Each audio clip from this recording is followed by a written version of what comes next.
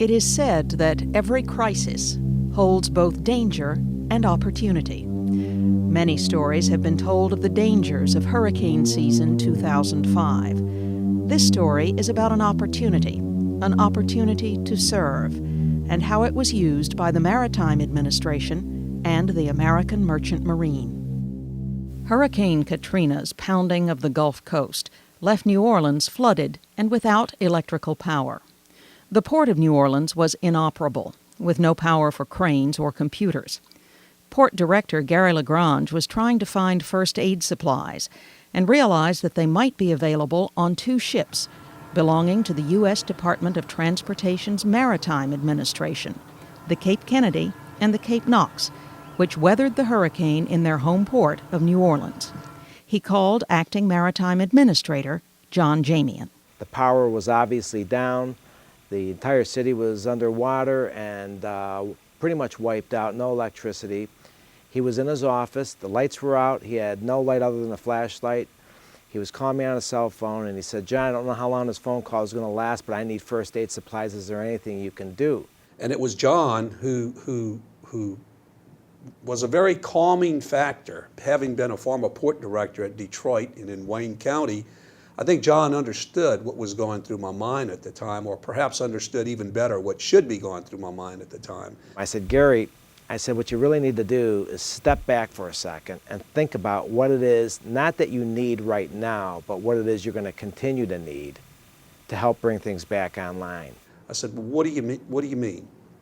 And his words to me were, "Well, you need to run the port. What's it going to take to get the port back up, and what can MARAD do to help you get your port back online?" He came back and said, "The number one pressing need that I have is getting my workers back to the docks."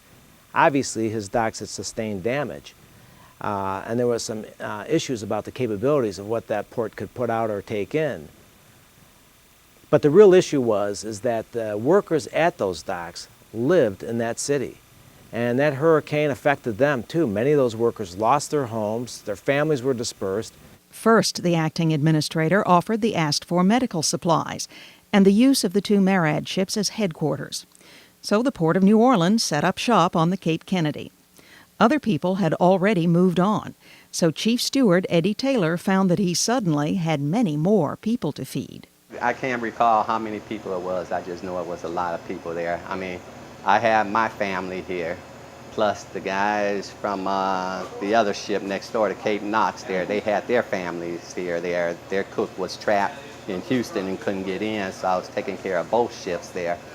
Then after the storm, all I know is that people just started coming in, and we were like a hotel service there, and it just, I didn't have time to think there. I just had time to just cook there and keep it clean and do the best I could there. People at MARAD set about getting other ships of the Ready Reserve Force activated to help in the Gulf Coast. The RRF's primary use is supporting movements of the armed forces, moving materiel around the world. The ships had sometimes been activated for humanitarian missions overseas, but never for a domestic emergency. That doesn't mean the people who run the program hadn't thought about it. Our folks here at the Maritime Administration who oversee the RRF program had always pitched the concept of being able to use these vessels for a multitude of different reasons. And anyone who's ever been to sea knows the versatility of these ships. So they were preparing, and actually they had already had in their back pocket a lot of it, and the different capabilities the vessels had. We've had it in our back pocket for a long time. And actually the requesting instruments, the documents that we sent over, I'd already had them drafted up from years ago from when we looked at similar situations that happened.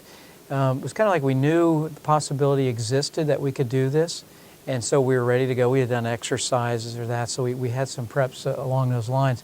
Secretary of Transportation Norman Mineta had to request Department of Defense concurrence to activate the RRF ships. Friday night of Labor Day weekend, he made the request. Also on Labor Day weekend, Secretary Rumsfeld concurred.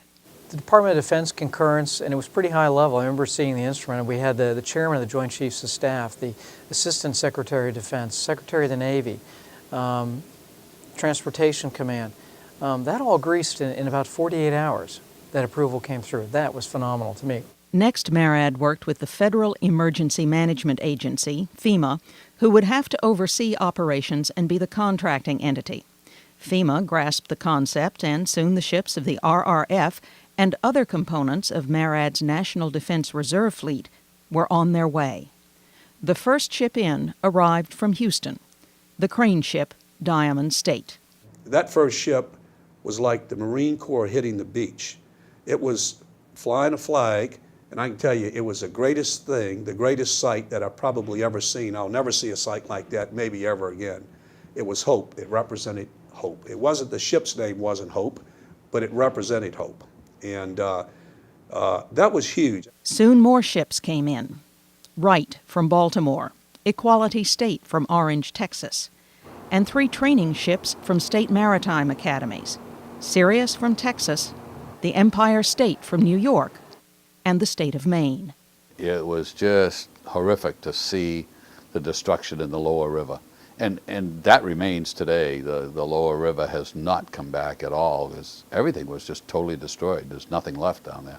It was just before dusk when we came up here and started to tie up at the dock. And you could see there were lights down in some of the taller buildings, not totally lit up, but around the perimeter of the taller buildings in the downtown area, there were some lights. But the rest of the area was just pitch black. It was just, as night came on, it was just totally black. There was nothing there. We were the only thing lit up. It was amazing. Soon the ships started to fill up with longshore workers, security workers, members of the National Guard, Coast Guard, FEMA workers, American Armed Forces Exchange Service, police officers doing recovery work, and chaplains. This has been terrific for us, and the facilities, just the little things, a laundry, a mess, a hot shower. Our days don't start at 9 and end at 5, and to be able to come and go and work in that type of environment, it's a big help and keeps a lot of stress off of us as well.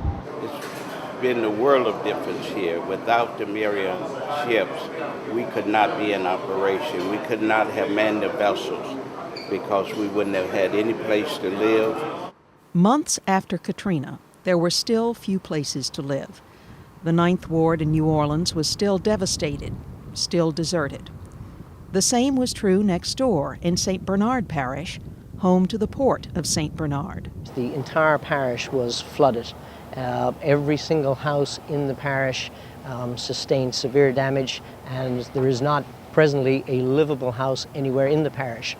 So we went from an extremely active port to a port that was not able to cater for our people in any way.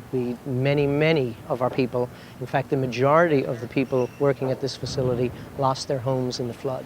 So they and their families were displaced from this area. I would have to speak very, very highly of our port staff and people here, because the majority of our people came back to work. The unfortunate thing is we could not start any activities here in this area because there are no services available. There was no housing, there was no food. We could not cater for them nor ask them to come into this area because of the housing situation. The Ready Reserve Force ship Cape Vincent came up the Mississippi on one aid mission and stayed to house trailers, which in turn housed workers for the port. Within days, the Port of St. Bernard was back at work, loading and unloading ships, working again as a driver for the area's economic recovery, restoring commercial mobility on the vital national artery that is the Mississippi River. The presence of the Cape Vincent gave workers and the port a chance to move back toward normal activity and normal life. An important driver in the nation's economy is the refining and delivery of petroleum products. The ConocoPhillips refinery at Belle Chase, Louisiana, is one of the largest in the state. The refinery needed housing and feeding for large numbers of workers in order to get going again. The training ship Empire State gave them what they needed, even though it wasn't exactly what the captain was used to doing. I'm a merchant marine captain, used to, carrying cargo and running around the world. I've been pretty much specifically on military contracts. This job entailed just basically taking an empty ship that had the ability to sleep, hundreds of normally cadets, but hundreds of passengers or guests. In this case, Katrina, people that, relief workers that needed a place to stay and food to eat and, regular hotel services. So we came here, and whereas I might normally have on my ship a steward department of 5, on here I had a steward department of 40. And that staff of 40 served thousands of meals. The ship couldn't accommodate everyone they needed to feed, so they coordinated taking prepared food to the refinery and setting up under a tent, often feeding more than 1,000 people at lunchtime. Stewards' departments on all the activated ships were constantly cooking, cleaning, moving, and changing.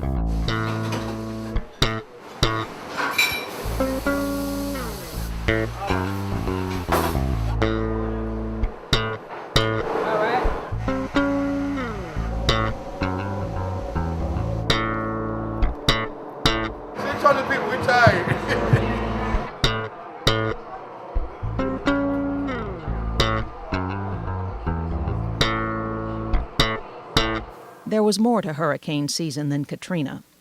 When Rita roared through, the Ready Reserve Force ships in Beaumont, Texas, took on board more than 300 emergency vehicles from the surrounding area. They weathered the storm in Beaumont, and when it was over, the vehicles rolled off the ships, safe, sound, and ready to work. The Texas Clipper II, which had been moored in the National Defense Reserve Fleet in Beaumont, was pressed back into service in Lake Charles, Louisiana. Damage from Rita was extensive in southwestern Louisiana. Lake Charles handles food exports and lumber exports from South America. The port has a 30-mile-long dredged approach channel. And the Director of Navigation and Security for the port says the Army Corps of Engineers got the channel dredged quickly. He adds that although he's a University of Texas man himself, he was very glad to see the ship from Texas A&M. So we needed to rapidly have a place for labor to stay, and that's how the Aggies showed up and helped us out. The ship is nearly full as we speak, and starting this week, we still had a little bit of room left. We're housing some McNeese students. McNeese State University students are on board. The entire community has enjoyed the use of this facility. So it's not just laborers. We have housed some law enforcement folks and city employees from several cities around here that have enjoyed the several hundred berths and very good food, by the way, that's being provided here by MARAD and FEMA.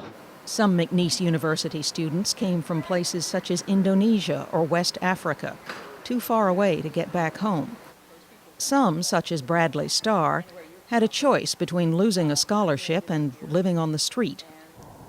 Longtime Lake Charles resident Helen Dusier's home was destroyed. It's a mobile home, and a big old oak tree fell right down the middle of it and split it in half. Totally destroyed everything. I work at the port, and they had said a ship was coming in, so the first thing I did was call the directors and told them I want on that ship. Good. It's not a cruise ship, but it's home. Providing a home away from home in the midst of devastation took more than good intentions. It required coordination of several federal agencies, working the complexities of a disrupted transportation system, as well as coordinating efforts and keeping communication channels open. It required people in Washington and also people in regional offices. Many of these people had to be evacuated, some of them twice.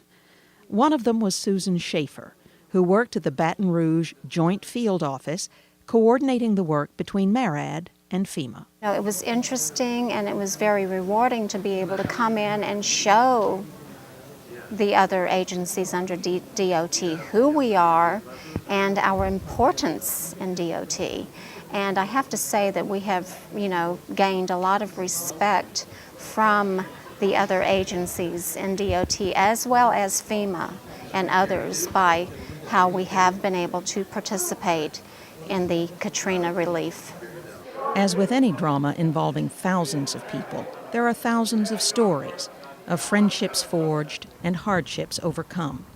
The ships MARAD sent provided supplies, water, support for oil spill cleanup, generation of electricity. There were hundreds of instances of ingenuity, some of which came from the uniqueness of the situation, and some of which came from the talents and experience of merchant mariners, who have a long tradition of coming to the aid of those in need. Fortunately, seamen are adaptable by nature. We have to deal with all kinds of stuff all the time, and we just deal with it because there's nobody else to help you. And simple things like barbershop. We had, I guess it would be a sister-in-law of one of the guys that was staying on board who was a beautician. She came down, set up a chair on the dock, and cut hair out in the dock one day because everybody needed a haircut. We've been here for a month and nobody'd been to a barbershop. There weren't any barbershops. So simple things like that you just don't take for granted, you know, that you have to find a way to do it. We did. Many of the cities along the Gulf Coast grew up around their ports. It was the port that was the earliest driver of the economic engine. 2 months after the double whammy from Katrina and Rita, the ports were beginning to drive the work of recovery. All told, MARAD ships served the Gulf Coast recovery effort for more than 6 months, from the time Katrina hit in August of 2005 until the last 3 ships left at the beginning of March 2006. The single biggest factor to bringing the city of New Orleans back was first the port coming back so early and unexpectedly. And there's only one reason why the port was able to come back, and it was the Maritime Administration. MARAD made the difference. It's a natural now that follows that we're working closer with FEMA and trying to be involved in the upfront planning, and that's so maritime transportation, the use of ships, and that people have seen the proof from Katrina. They know what they can do, Katrina and Rita, and we're able to put that planning to good use, hopefully for the next time. So we're not trying to rediscover each other. We already have an established relationship, and it's proven itself. It's proven its worth. In hurricane season 2005, the ships of the Ready Reserve Force proved themselves much more valuable than a lot of people realized. Future hurricane seasons are sure to hold danger. They may also hold other opportunities for service, for MARAD ships and merchant mariners.